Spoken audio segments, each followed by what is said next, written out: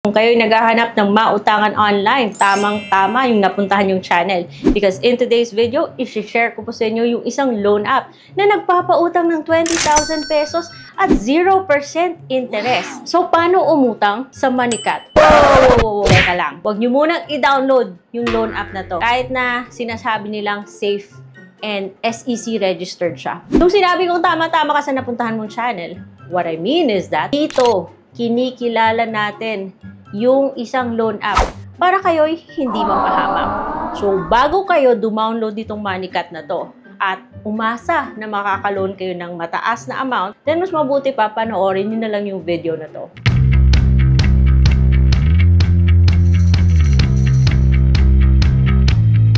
Hello everyone! Welcome back to my channel. So, may magsasabi na naman nito, isang antipatiko, another recycled video? This ain't right.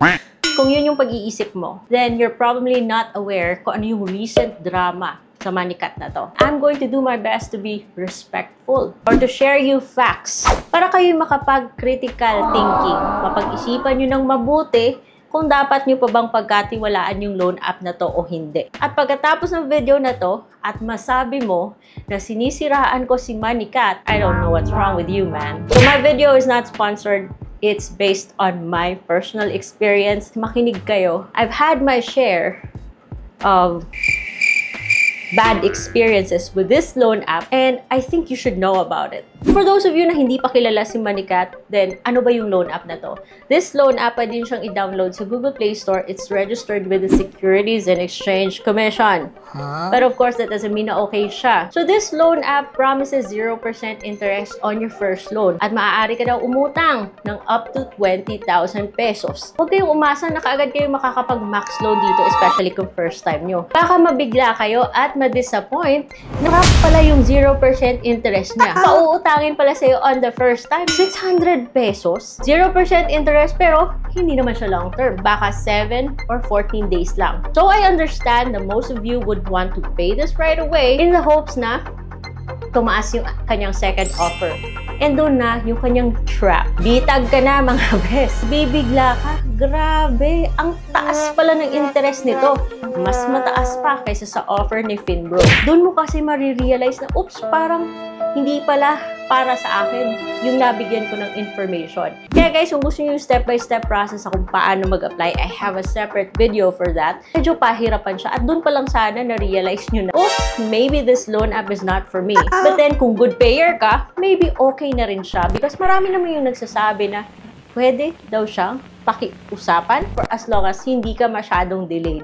Anyways guys, so bago kayo mag-regret, pagkatapos mong bayaran yung first loan mo na 0% interest na hindi naman pala masyadong mataas, yung second loan mo is pwede ka nang makautang ng higher amount. Say for example, 10,000, 20,000. Hindi pa yan guys fixed kasi subject for approval pa yan. At least dun pa lang makikita mo yung interest niya. Should you take it? Pag-isipan nyo na mabuti guys kasi nagiging sa 14 days yung 10,000 yung ibabalik mo 12,940 na. Gusto mo naman siyang 28 days. Imagine hindi siya 30 days ha. 28 days siya. Ibabalik mo 15,880 na. Kaya mo bang i-meet yung ganyang obligation? Remember guys na yung loan app na to, kapag hindi ka makabayad on due date, meron kang 5% na daily penalty. Kaya lumalaki yung babayaran mo the more na late ka. It's just normal na most people say, ay, ang laki, ang hirap ng bayaran. Baka doon na magsisimula yung problema mo. Kasi kahit na si Moneycat ay napapakiusapan, like some of our viewers would say, you gotta admit, may mga agents naman talaga na mababait at pwedeng pakiusapan. Pero, what happens kapag finorward na nila yung loan mo sa hard collections agency? Baka doon na magsisimula yung problema mo. Tulad sa sinapit ko, hindi ako yung may utang guys, pero yung may utang sa Moneycat nagawan ng group chat. So, syempre, unfair din sa mga taong nasali dun sa group chat. Because ako yung nakakita sa group chat, sinumbong ko yon. FYI guys yung mga OLAs and the third-party collections agency that they hire para mag-take care dun sa mga loans nyo na hindi nababayaran still need to follow fair collection practices. Kaya guys, bawal yung harass dito. So, syempre para sa atin, iwas stress tayo palagi mga best. So, ang tanong, uutang ka pa ba dito kay Moneycat? Knowing na ganito pala siya. Nasa inyo po yung desisyon. Total, sabi naman niya, safe and secure siya kasi registered with the Securities and Exchange Commission. Pag-ingatan po natin yung ating mga personal information mga best. And doon naman sa referral code. Kahit na may referral code mga guys or may link, that doesn't mean na kayo ay maa-approve kaagad. It's not a guarantee because approval will still depend on the information that you provide, yung mga valid IDs nyo.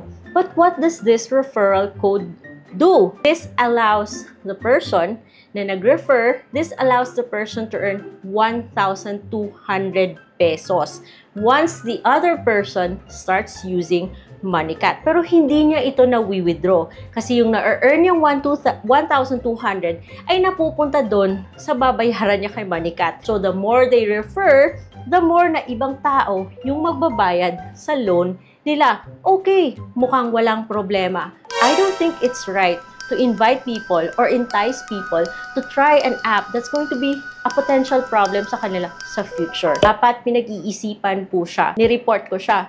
And I'm sure marami sa inyo yung nag-aabang sa update. To be honest, it's a waiting game. Hindi natin alam kung ano yung mangyayari moving forward. We've seen na sa ibang apps na natatanggal, bumabalik, yung ganito, ganito. The best that we can do is arm ourselves with knowledge. Let's learn to manage our responsibilities well para hindi na natin ma-experience yung ganitong mga problems in the future. But the most important is, huwag tayong magpa-stress, huwag tayong matakot kung tayo kinukulit ng mga online loan apps na ganito.